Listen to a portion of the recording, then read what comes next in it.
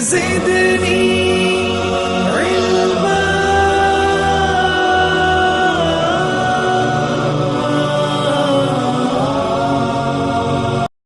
الحمد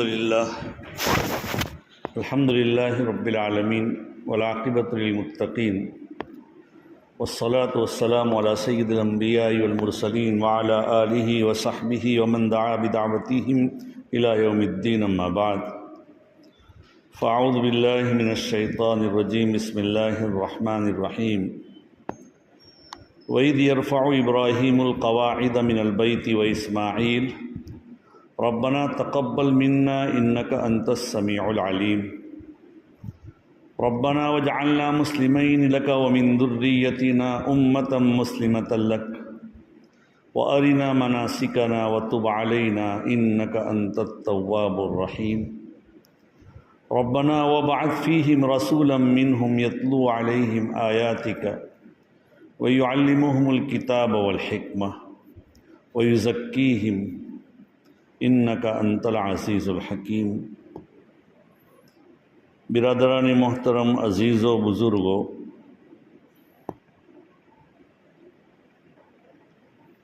یہ دن چل رہے ہیں، حج کے ایام چل رہے ہیں، لوگ اکناف عالم سے، دنیا کے کونے کونے سے بیت اللہ کی طرف جا رہے ہیں۔ حق تعالی شانہ ہمیں بھی وہاں لے جائے، بار بار لے جائے، اور جو اس سلسلے میں مراحل ہے وہ ہمارے لیے آسان فرمائے۔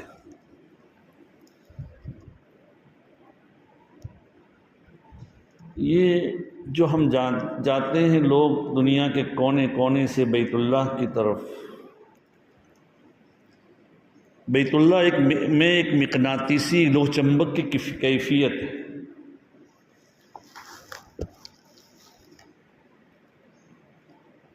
حق تعالی شانہ نے اس کو دیکھنے کے اوپر بھی ہمارے لیے عبادت رکھی ہے۔ جب اللہ تعالیٰ نے دنیا کو پیدا کرنے کا ارادہ کیا تو حق تعالی شانہ نے وہاں سے ایک بلبلا، یہ پانی ہی تھا تو بلبلا اٹھا اور وہ پھیلتا گیا۔ یہ بیچ والا حصہ ہے دنیا کا، جتنے حصے میں یہ پھیل گئی دنیا، یہ زمین، اسی کے اوپر دنیا کے لوگ آباد ہیں۔ آج کی سائنس یہ کہتی ہے کہ 24% کے اوپر دنیا کی زمین ہے اور 76% یہ پانی ہے، اور وہاں اللہ تعالیٰ نے اس جگہ کے اوپر اپنا گھر بنانے کا حکم فرمایا۔ اس کے اوپر حق تعالی شانہ کی ہر وقت رحمتیں نازل ہوتی ہیں۔ سب سے پہلے اس کی تعمیر بعض روایات سے معلوم ہوتا ہے کہ فرشتوں نے، ملائکہ نے کی۔ اس کے بعد سیدنا آدم علیہ السلام نے کی۔ اس کے بعد ایک لمبا زمانہ گزرا بیت اللہ کا، اور اس کے بعد اس کے نشانات مٹ گئے۔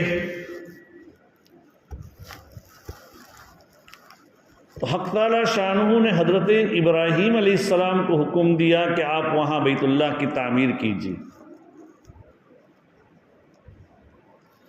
میں نے آپ کے سامنے جو آیت کریمہ یہ پہلے پارے کی ہی ہے، جو تلاوت کی آیت، کچھ آیات کو، اس میں اسی بات کی طرف اشارہ ہے۔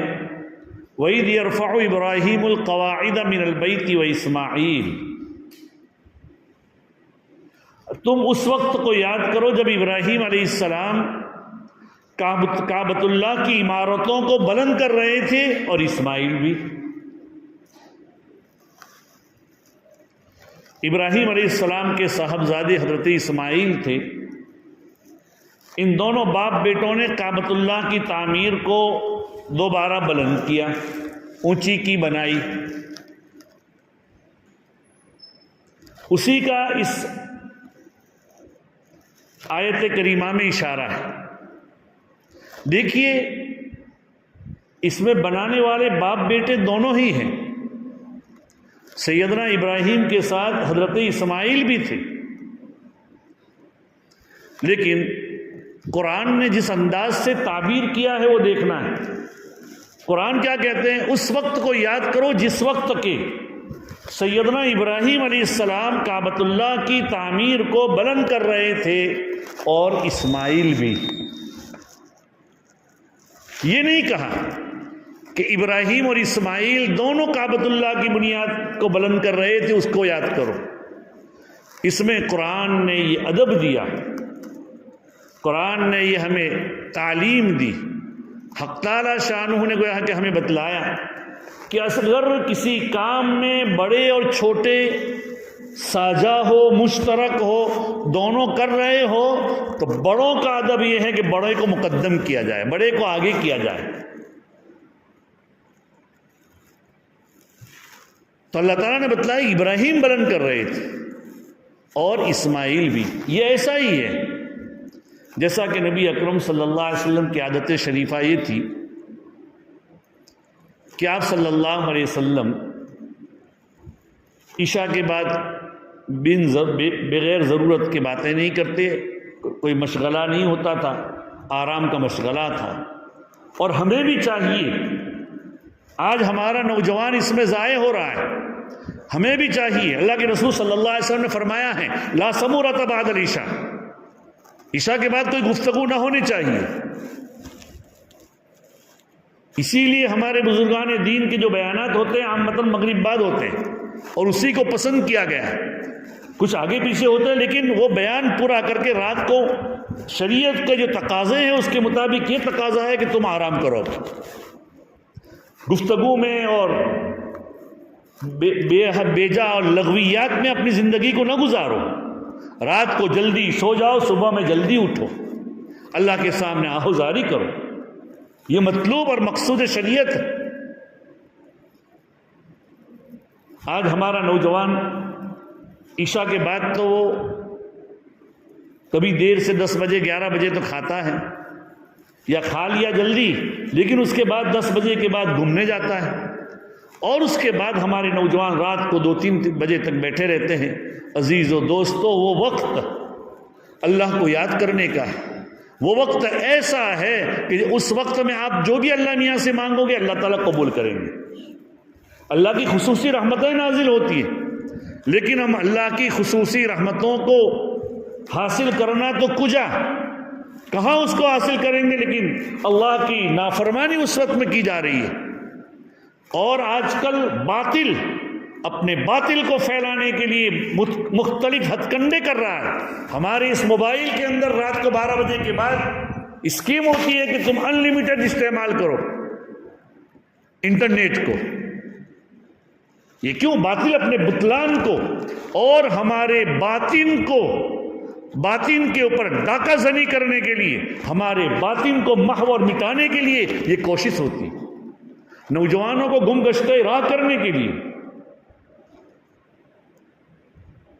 جس زمانے میں ہندوستان پر حالات آئے، انگریزوں کی حکومت آنے والی تھی، تو مسلمانوں کے جو سلاطین تھے ان کی محفلیں صبح 4-4 بجے تک رہتی تھی، اور ان کے ناشتے دوپہر میں 2 بجے ہوتے تھے، جبکہ ان کے انگریزوں کے فوجی صبح میں گشت کر کے دوپہر تک اپنا کام پورا کیے ہوئے ہوتے تھے۔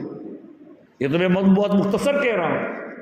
ہمارا زوال اسی سے ہو رہا ہے کہ ہم سو رہے ہیں، رات میں فجر میں اٹھ نہیں رہے ہیں، اللہ کو یاد نہیں کر رہے ہیں، اور اللہ سے غفلت ہے۔ صبح میں حدیث میں آتا ہے کہ بھئی صبح کی نماز پڑھو، اور جو آدمی فجر کی نماز میں نہیں اٹھتا شیطان اس کے کان میں پیشاب کرتا ہے، دیکھ لو انگلی ڈال کر۔ غالباً سہل تستری رحمۃ اللہ علیہ فرماتے ہیں کہ جو لوگ صبح کی نماز نہیں پڑھتے اور صبح اگر طلوع آفتاب ہو جاتا ہے تو شیطان ان کے کان میں پیشاب جو کرتا ہے، تم اپنے ان کے کانوں میں انگلی ڈال کر دیکھو، گیلے ہوں گے ان کے کان۔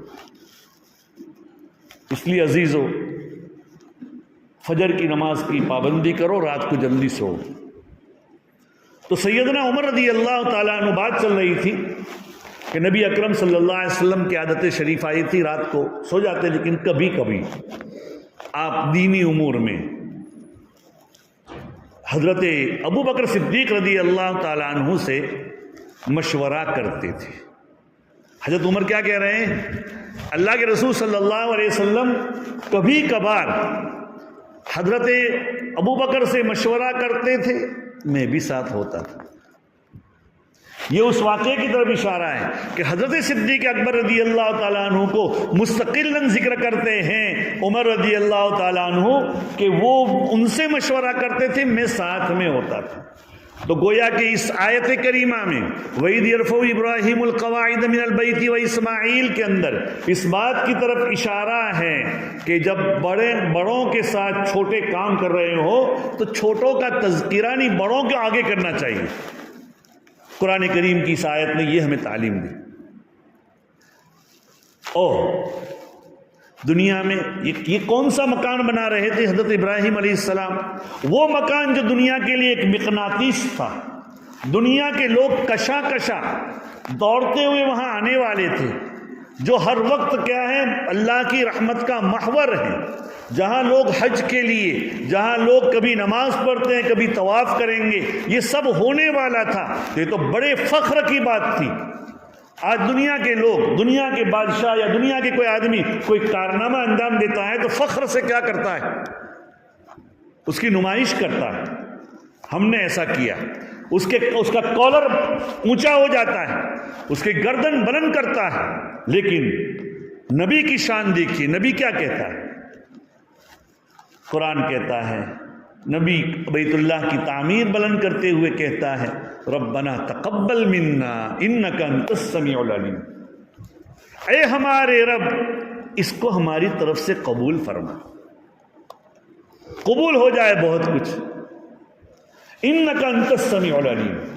اور بندے کو بھی چاہیے، ہر آدمی کو، کہ کوئی بھی اگر اللہ توفیق دیتا ہے تو یہ توفیق اگر اللہ دے تو اس پر اللہ کا شکریہ ادا کریں اور استغفار کریں. ہم نماز پڑھتے ہیں، عبادت کرتے ہیں، نماز پڑھنے کے بعد کیوں حدیث میں آیا ہے کہ 3 مرتبہ استغفار کرو؟ ارے جو نماز کا حق ہے وہ ہم سے ادا نہیں ہوا، اس بات کا ہم اعتراف کر رہے ہیں. متقی کی جہاں صفات بیان کی گئی ہے سورہ زاریات میں کہ جو لوگ رات میں اٹھتے ہیں ان کے لیے کیا آتا ہے قرآن پاک میں؟ کانوا قلیلا من اللیل یہجعون وبالاسحار هم یستغفرون. کہ رات میں وہ لوگ بہت کم سوتے ہیں، اللہ کے سامنے آہوزاری کرتے ہیں، اللہ کے سامنے عبادت کرتے ہیں، اور صبح سویرے اللہ کے سامنے استغفار کرتے ہیں. کیا کرتے ہیں؟ اللہ کے سامنے استغفار کرتے ہیں کہ اللہ ما عبدناک حق عبادتک. نبی اکرم صلی اللہ علیہ وسلم کی دعاؤں میں کیا ہے؟ اللہ کے رسول یہ دعا کر رہے ہیں کہ اللہ میں تیری جیسی عبادت ہونی چاہیے ایسی ہم عبادت نہیں کر سکے. وما عرفناک حق معرفتک. اور تجھے جیسا پہچاننا چاہیے ایسے ہم نہیں پہچان سکے. تو کیا دعا کر رہے ہیں؟ ربنا تقبل منا انک انت السمیع العلیم. اور آگے بھی ابدیت ہے، آگے کیا کہہ رہے ہیں؟ ربنا وجعلنا مسلمین لک. اے اللہ تو ہمیں مسلمان بنا دے. اس کا لفظی ترجمہ یہ ہوگا، ارے مسلمان تو ہے ہی، تبھی تو ہی بنائے ہیں. یہ کعبۃ اللہ کے بارے میں کچھ باتیں کہنے کے لیے میں نے آج سوچا کہ لوگ جا رہے ہیں حرم میں تو اس کے بارے میں کہہ دوں. تو اے اللہ ہمیں مسلمان بنا دے. اصل تو اسلام کا معنی یہ ہے تابعدار بننا. اے اللہ تو ہمیں تابعدار بنا دے اپنا. آج دنیا میں اگر کوئی آدمی ایسا کارنامہ انجام دے تو فخر و مفاخرہ کرے اور اعمال کا ترک کر دے. یہ تو کہتے ہیں کہ اللہ ہمیں تو تابعدار بنا دے، ہماری زندگی کو اپنی یاد سے، اپنی کیا عبادات سے مملو فرما دے، توفیق دے تو ہمیں. ساتھ ہی ساتھ دیکھو، دین یہ نہیں ہے کہ تو خود مسلمان بن جائے. دین یہ ہے کہ تو اپنی فکر کرے، اپنی اولاد کی فکر کرے اور امت کی فکر کرے. کہتے ہیں آگے ربنا وجعلنا مسلمین لک ومن ذریتنا امتا مسلمتا لک. دیندار ہونا آدمی کے لیے بہت آسان ہے. اپنی اولاد کی فکر کرنا یہ بھی بہت ضروری ہے. دعا کرتے ہیں اور اولاد کی تربیت اللہ تعالیٰ چاہے تب ہوتی ہے. اسی لیے قرآن پاک میں ایک اور جگہ پر ہے ربنا هب لنا من ازواجنا وذرياتنا قرۃ اعین. اے اللہ تو عطا فرما ہماری بیویوں میں سے اور ہماری اولاد میں سے ہماری آنکھوں کی ٹھنڈک عطا فرما. بہت بڑی بات ہے. وَجْعَلْنَا لِلْمُتَّقِينَ إِمَامًا، اور ہمیں متقیوں کا امام بنا. مطلب کیا ہوا؟ رہنما بنا کہ ہماری اولاد کو متقی بنا اور ان کا ہمیں امام بنا. تو جب ہم امام بنیں گے تو امام کے لیے ضروری ہے وہ ان سے زیادہ متقی ہو. تو خود تو پرہیزگار بنے اور اپنی اولاد کو بھی پرہیزگار بنائے. یہ ہے دین کا تقاضا. وَجْعَلْنَا تو وَذُرِّيَّاتِنَا ربنا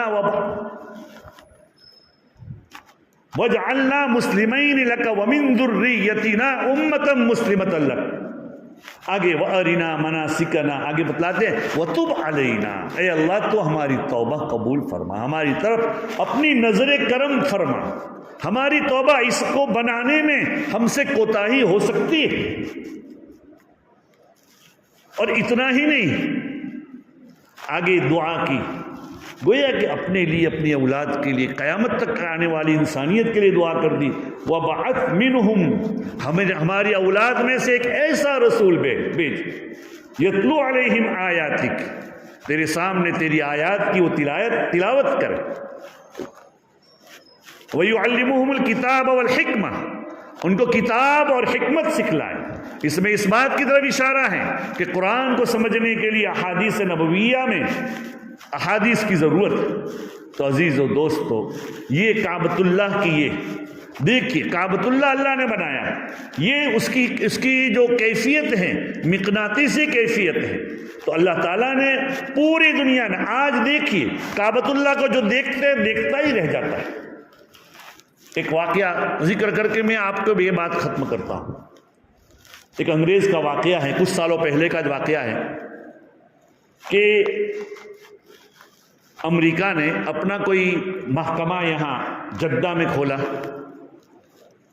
اور اس کے لیے ایک جوڑے کو کہا کہ تم لوگوں کو وہاں کام کرنا ہے. اس کی بیوی یہودیہ تھی اور وہ عیسائی تھا اس کا شوہر.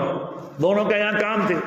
ہر ہفتے میں خاص طور پر اور عام وہ دیکھا کرتے تھے کہ لوگ سفید جبے پہن کر مسجدوں میں جاتے ہیں اور بعض لوگ گاڑیاں لے کر کچھ دور جاتے ہیں یہاں سے، اور مکہ کہتے ہیں. یہ انہوں نے سنا تو بیوی نے اپنے شوہر سے پوچھا کہ یہ کیا چیز کیوں؟ تو شوہر نے کہا کہ ان کا یہاں کعبہ ہے جس کو کہتے ہیں، یہ قبلہ ہے اور یہ ایسا ہے. جو اس کی مختصر وہ جانتا ہوگا اس کے بارے میں اسے بتایا. بس اس بیوی کے اندر ایک داعیہ پیدا. بیوی نے کہا ہمیں وہاں جانا چاہیے. تو شوہر نے کہا کہ وہاں تو جانے سے روکا گیا ہے. کہا کہ ہم ان کی شکل بنا لیں، ہم ان جیسے جبے پہن لیں، ان جیسے یہ پہن لیں اور چپکے سے چلے جائے، کس کو معلوم ہوگا. شوہر نے کہا بات تو برابر ہے. وہاں چیکنگ بھی ہوتی ہے کہ کون آ رہا ہے کون جا رہا ہے. ہر ایک کے کیا پاسپورٹ یا اس کے پاس جو بطاقہ ہوتا ہے اس کو دیکھتے ہیں. اور بہت سے فاصلے پر حرم سے باہر جو لوگ وہاں گئے ہیں وہ لوگ جانتے ہیں کہ لکھا ہوا ہے ممنوع دخول غیر المسلمین، کہ مسلمانوں کے علاوہ دوسروں کا داخلہ ہے ممنوع. اس کو حرم کہتے ہیں. حرم کے حد میں کسی کو داخلہ نہیں دیا جاتا. بہرحال یہ لوگ نکلے چپکے سے. خدا کا کرنا یہ کہ ٹرافک بہت تھی اور وقت ایسا تھا کہ جو اس کا چیکنگ پوسٹ ہے اس پوسٹ کے اوپر اس وقت کھانے کا وقت تھا. تو سارے محکمے والے کھانے بیٹھ گئے اور ایک آدھ آدمی کو کھڑا کر دیا. اب ٹرافک اتنی تھی کہ اس نے سب کو جانے دیا. یہ لوگ بھی نکل گئے. بس جیسے وہ مکہ مکرمہ پہنچے اور وہاں جا کر تحقیق کی اور دھیرے دھیرے وہاں پہنچے کعبۃ اللہ کے اندر. کعبۃ اللہ کے اندر جیسے ہی پہنچے ہیں دیکھا تو دیکھتے ہی رہ گئے، دیکھتے ہی رہ گئے، دیکھتے ہی رہ گئے، ان کی آنکھوں سے آنسو جاری ہونے لگے۔ پھر تو تھوڑی دیر کے بعد بیوی نے شوہر کی طرف دیکھا، شوہر نے بیوی کی طرف دیکھا، ایک یہودی ہے ایک عیسائی ہے۔ بیوی نے کہا تم کیا محسوس کر رہے ہو؟ شوہر نے کہا مجھے تو یہاں ایک جاذبیت لگ رہی ہے اور میرے دل کا ایک سکون مجھے محسوس ہو رہا ہے، اور یہاں سے ایک روشنی پھوٹتی ہوئی معلوم ہو رہی ہے جو نکل رہی ہے، اور جس کو اللہ نے آنکھیں دے دی تو وہ دیکھتا ہے کہ ہر وقت وہاں یہ ہوتا ہے، جو لوگ وہاں جو دعائیں کرتے ہیں وہ کیا ہے قبول ہوتی ہیں۔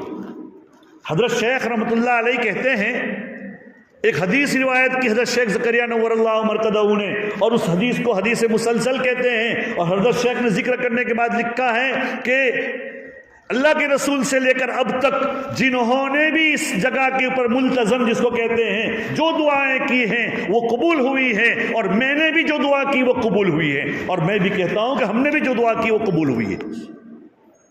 وہ روایت ایسی، وہ ایسی گھڑی ہے، ایسی جگہ ہے۔ تو بہرحال البتہ وہ جگہ ایسی ہوتی ہیں کہ اس جگہ کا کیا دعا کرنا وہ بھول جاتے ہیں لوگ، اتنی اللہ کی رحمتیں نزول ہوتی ہے، کبھی کبھار کوئی توفیق ہو جاتی۔ بہرحال میاں بیوی نے ایک دوسرے کی طرف دیکھا اور دونوں نے یہی کہا کہ مجھے محسوس ہو رہا ہے کہ اللہ کا نور برس رہا ہے، دل میں ایک سکون ہو رہا ہے، اور فوراً کہا کہ یہ جگہ جھوٹی نہیں ہو سکتی، اور انہوں نے کلمہ توحید پڑھا، لا الہ الا اللہ محمد الرسول اللہ۔ تو وہ لوگ مبارک ہیں جو لوگ بیت اللہ جا رہے ہیں، آپ اس گھر کی طرف جا رہے ہیں جو اللہ کی رحمتوں کے نزول کا اور وہاں دعاؤں کے قبول ہونے کی جگہیں ہیں، اس کے بارے میں یہ میں نے مختصر باتیں کہی۔ انشاءاللہ اگر اللہ نے چاہا تو آئندہ ہفتے حج کے سلسلے میں کچھ بات کریں گے۔ وآخر دعوانا ان الحمد للہ رب العالمین۔